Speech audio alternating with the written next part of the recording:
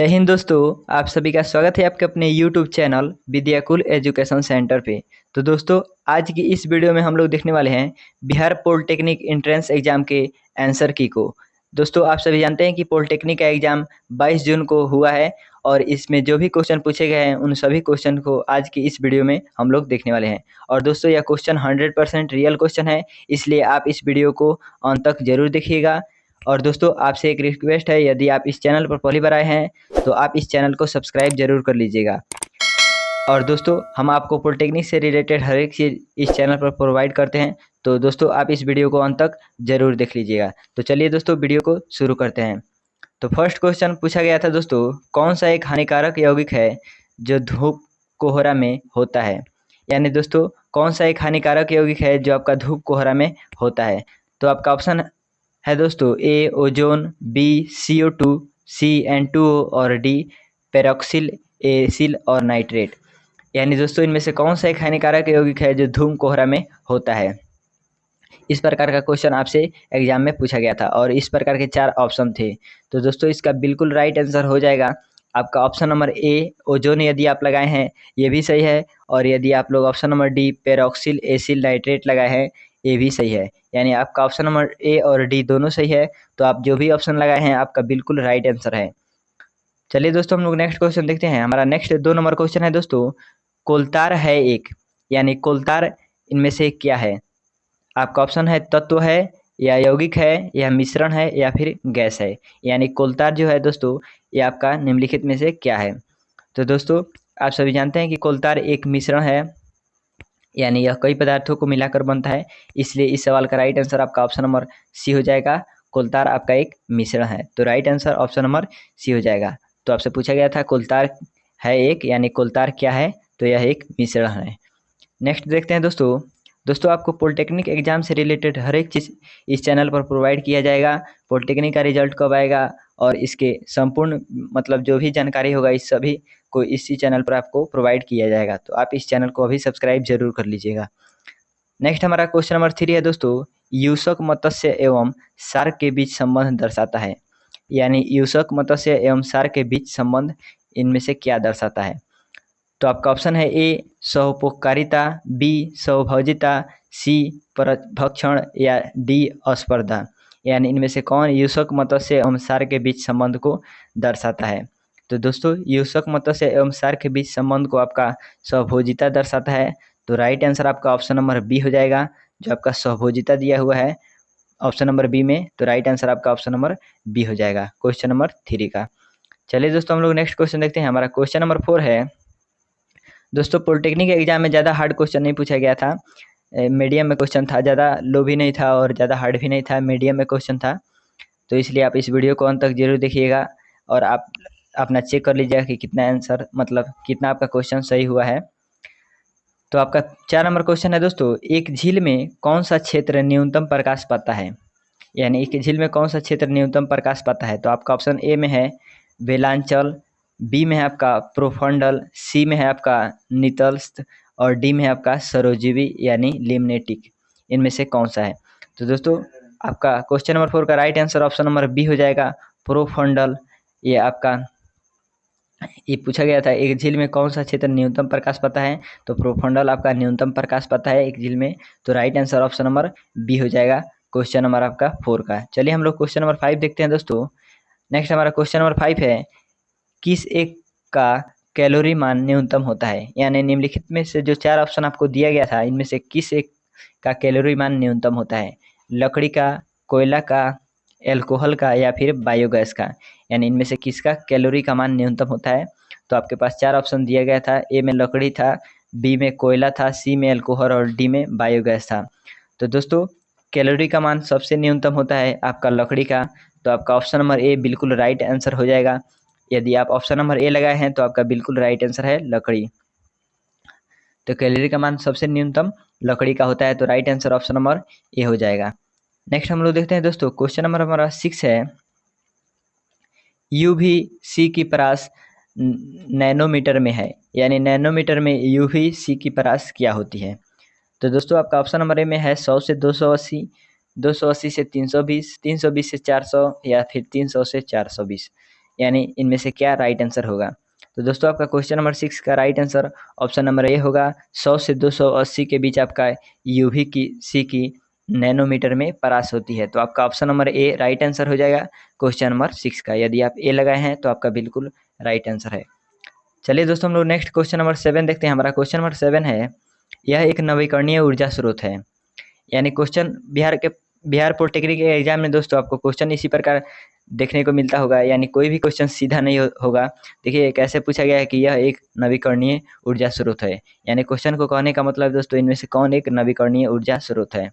तो आपका option A में है कोयला है, या पेट्रोल है, या प्राकृतिक गैस है, या फिर एथिल अल्कोहल है। यानी इनमें से कौन नवीकरणीय ऊर्जा का स्रोत है। तो दोस्तों नवीकरणीय ऊर्जा का स्रोत इनमें से आपका एथिल अल्कोहल है। तो आपका बिल्कुल right answer option number D हो जाएगा क्वेश्चन नंबर 7, यानी नवीकरणीय ऊर्जा का स्रोत आपका एथिल अल्कोहल है। तो ऑप्शन नंबर डी बिल्कुल राइट आंसर हो जाएगा। आप लोग पूरा वीडियो को जरूर देखिएगा दोस्तों, आपको सभी क्वेश्चन बढ़िया से समझ में आ जाएगा और आपका मिलान भी हो जाएगा कि आपने कितना क्वेश्चन सही किया हुआ है। नेक्स्ट हमारा क्वेश्चन नंबर 8 है दोस्तों, और ये न्यूमेरिकल टाइप का क्वेश्चन है, यानी बनाने वाला क्वेश्चन, सॉल्व करके आंसर देने वाला क्वेश्चन है। क्वेश्चन नंबर 8 है हमारा, एक अवतल दर्पण एक वस्तु जो दर्पण के सामने 10 सेमी की दूरी पर रखी गई है, उसकी 3x आवर्धन कर वास्तविक प्रतिबिंब बनाता है। प्रतिबिंब इतनी दूरी पर है, यानी वह प्रतिबिंब कितनी दूरी पर होगी यही आपको आंसर में बताना है। यानी -30 सेमी दूरी पर, या फिर 30 सेमी दूरी पर, या -20 सेमी, या फिर 20 सेमी, इनमें से कितनी दूरी पर होगी। तो दोस्तों चलिए हम इस क्वेश्चन को सॉल्व करके देखते हैं। तो आप लोग जानते हैं कि दोस्तों कि u इजकल टू -10 सेमी दिया हुआ है, यानी u बराबर वस्तु दूरी आपका -10 सेमी आप लोग देख सकते हैं यहाँ पे दिया हुआ है, और v आपका नहीं दिया हुआ है। v आपका प्रतिबिंब दूरी है, और आप लोग जानते हैं कि प्रतिबिंब दूरी यहाँ पे नहीं दिया गया है। प्रतिबिंब यहाँ पे पूछा गया है कि प्रतिबिंब की दूरी कितनी होगी।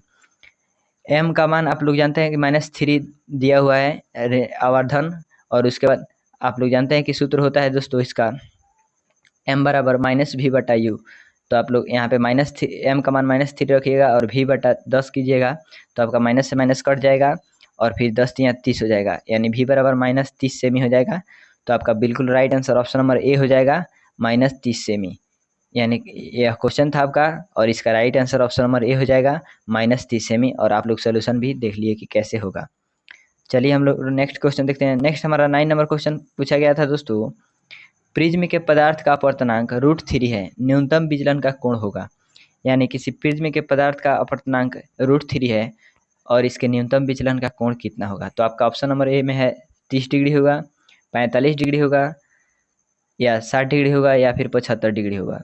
तो दोस्तों जब ये आपका √3 मान दिया हुआ है तो आपका विचलन का कोण 60 डिग्री होगा। तो 60 डिग्री आपका राइट आंसर हो जाएगा, यानी ऑप्शन नंबर सी आपका बिल्कुल राइट आंसर हो जाएगा। नेक्स्ट देखते हैं दोस्तों, हमारा क्वेश्चन नंबर 10 पूछा गया था, वायु और हीरे में प्रकाश की चाल क्रमशः 3 × 10⁸ मीटर प्रति सेकेंड और 1.24 × 10⁸ मीटर प्रति सेकेंड है। हीरे का अपवर्तनांक क्या होगा। यानी क्वेश्चन कहने का डायरेक्ट मतलब है दोस्तों यहाँ पे हीरे का अपवर्तनांक कितना होगा। तो आप सभी ने 10th क्लास में पढ़ा है कि हीरे का अपवर्तनांक 2.42 होता है। तो आपका बिल्कुल right answer option number C हो जाएगा क्वेश्चन नंबर 10 का। चलिए दोस्तों हम लोग नेक्स्ट क्वेश्चन नंबर 11 देखते हैं।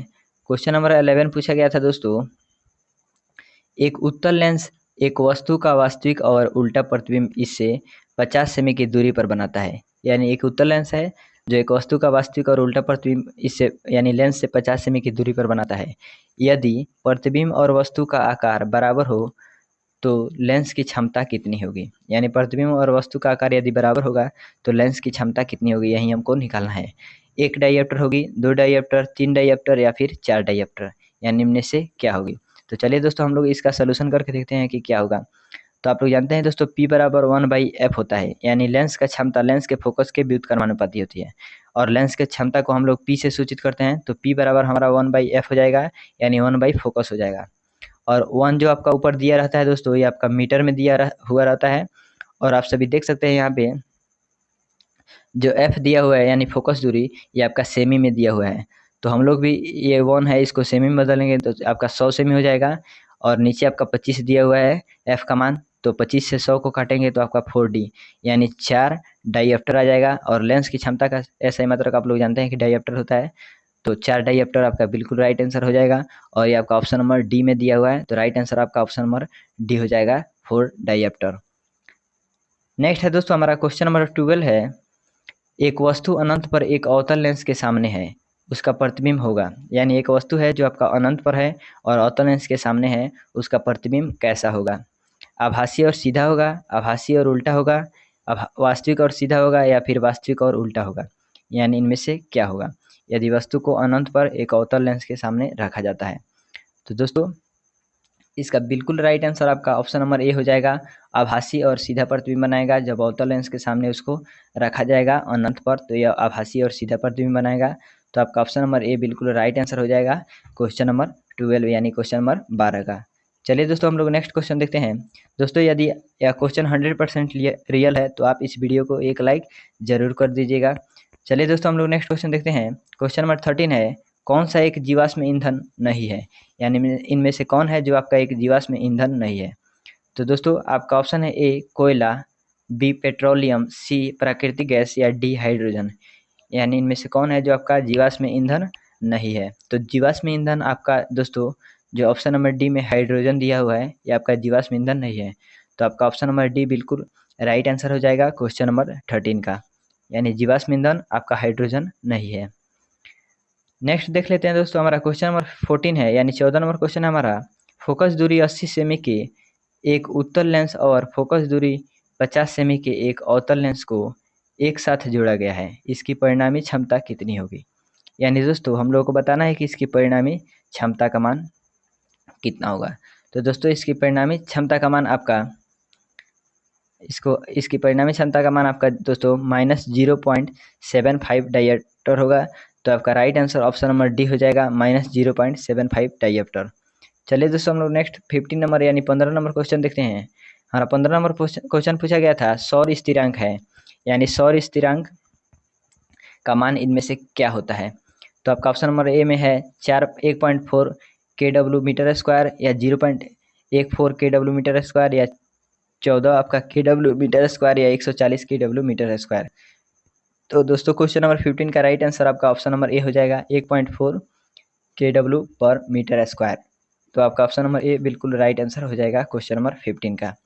नेक्स्ट हमारा क्वेश्चन नंबर 16 यानी 16 नंबर क्वेश्चन है, एक सीआर परिपथ का आपका कलांक होगा, यानी सीआर परिपथ का कलांक क्या होगा? ऑप्शन है आपका ए 1/CR होगा, CR होगा, या C/R होगा, या फिर R/C होगा। यानी क्या होगा इनमें से?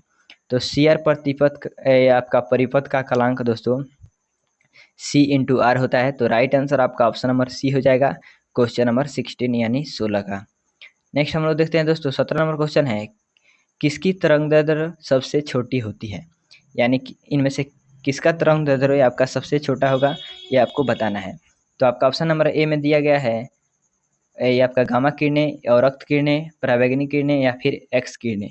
यानी इनमें से किस किरणें की आपका तरंगदैर्ध्य जो है सबसे छोटी होती है? तो दोस्तों ये आपका जो गामा किरण है, यानी ऑप्शन नंबर ए में दिया है गामा किरण, इसका तरंगदैर्ध्य सबसे छोटा होता है। तो आपका ऑप्शन नंबर ए बिल्कुल राइट आंसर हो जाएगा क्वेश्चन नंबर 17 का। नेक्स्ट हमारा 18 नंबर क्वेश्चन है दोस्तों। 18 नंबर क्वेश्चन पूछा गया था दोस्तों, एक लंबा सीधा तार जिसमें 12 एम्पियर की धारा प्रवाहित होती है, उससे किस दूरी पर चुंबकीय क्षेत्र 3 × 10⁶ वेबर पर मीटर स्क्वायर के बराबर होगी? तो आपका ऑप्शन नंबर ए में दिया गया था 8 × 10⁻² मीटर, 18 × 10⁻² मीटर, सी में दिया गया है 12 × 10⁻² मीटर, या 24 × 10⁻² मीटर।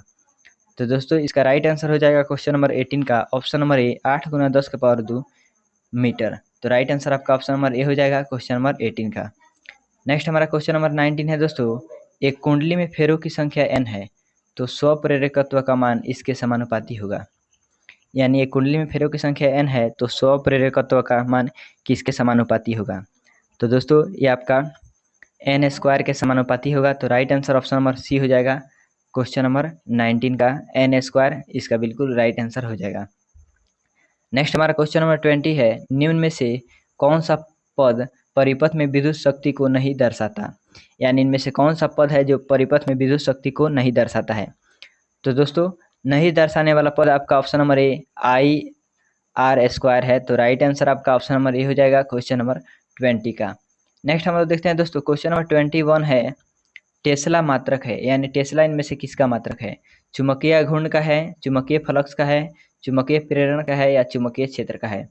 तो दोस्तों टेस्ला जो आपका मात्रक है ये आपका आप लोग क्लास 10th में भी पढ़े हैं कि टेस्ला आपका चुंबकीय प्रेरण का मात्रक है। तो right answer option number C हो जाएगा क्वेश्चन नंबर 21 का। नेक्स्ट देखते हैं दोस्तों, क्वेश्चन नंबर 22 है यदि किसी चालक का प्रतिरोध 50 डिग्री सेल्सियस पर 5 ओम और 100 डिग्री सेल्सियस पर 7 ओम है तो प्रति डिग्री सेल्सियस पर चालक की सामग्री का औसत तापमान गुना कितना होगा, यही आप लोगों को बताना है। तो दोस्तों ये आपका ऑप्शन नंबर ए में जो दिया हुआ है 0.001, यही आपका राइट आंसर हो जाएगा क्वेश्चन नंबर 22 का। चलिए दोस्तों हम लोग नेक्स्ट क्वेश्चन नंबर 23 देखते हैं। हमारा 23 नंबर क्वेश्चन पूछा गया था दोस्तों, एक अश्व शक्ति इसके बराबर है, यानी एक अश्व शक्ति का मान किसके बराबर है। तो दोस्तों ये आपका 746/10⁻9 गीगावाट के बराबर है। तो आपका option number A right answer हो जाएगा क्वेश्चन नंबर 23 का। नेक्स्ट हमारा 24 नंबर क्वेश्चन पूछा गया था, हॉट स्पॉट का संबंध किससे है। नाभिकीय ऊर्जा से, सौर ऊर्जा से, भूतापीय ऊर्जा से, या फिर तरंग ऊर्जा से। तो दोस्तों हॉट स्पॉट का संबंध आपका भूतापीय ऊर्जा से है। तो right answer option number C हो जाएगा क्वेश्चन नंबर 24 का।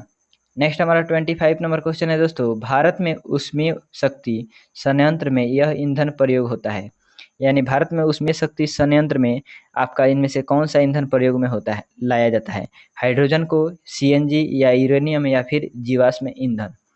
तो दोस्तों क्वेश्चन नंबर 25 का right answer option number D हो जाएगा। जीवाश्म ईंधन का प्रयोग उसमें आपका शक्ति संयंत्र में जीवाश्म ईंधन का प्रयोग किया जाता है। तो right answer option number D हो जाएगा क्वेश्चन नंबर 25 का। 26 नंबर क्वेश्चन है, यह बायोगैस का उपोत्पाद है, यानी इनमें से कौन है जो बायोगैस का उपोत्पाद है। खाद है, या आपका जल गैस है, या फिर हाइड्रोजन है, या H2S है। तो दोस्तों क्वेश्चन नंबर 26 का राइट आंसर आपका ऑप्शन नंबर ए हो जाएगा। बायोगैस का उपोत्पाद आपका खाद है। तो आपका ऑप्शन नंबर ए बिल्कुल राइट आंसर हो जाएगा क्वेश्चन नंबर 26 का। नेक्स्ट हमारा 27 नंबर क्वेश्चन है। 27 नंबर क्वेश्चन है, दो बिंदुओं के बीच 3 कूलम के आवेश को गतिशील होने में कितना कार्य करना पड़ेगा यदि दोनों के मध्य विभवांतर 15 वोल्ट है। ऑप्शन ए में है 45 जूल, बी 55 जूल, सी 30 जूल, या डी 60 जूल। तो आप सभी जानते हैं कि V = W/Q होता है। Q का मान यहाँ पे 3 कूलम दिया है और V का मान 15 वोल्ट दिया है।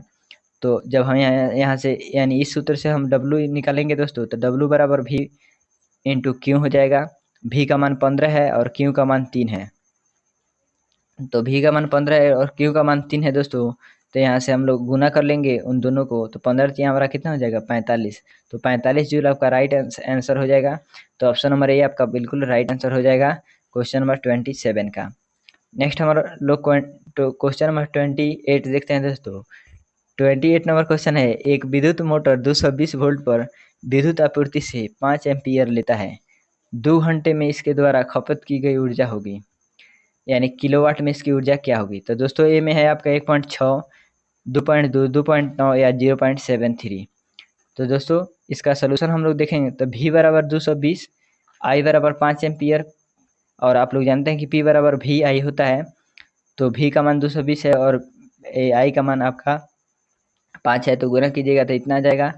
और बटा में जब 100 रखिएगा दोस्तों तो या आपका कटेगा तो 2.2 आ जाएगा, यानी ऑप्शन नंबर बी इसका राइट आंसर हो जाएगा क्वेश्चन नंबर 28 का।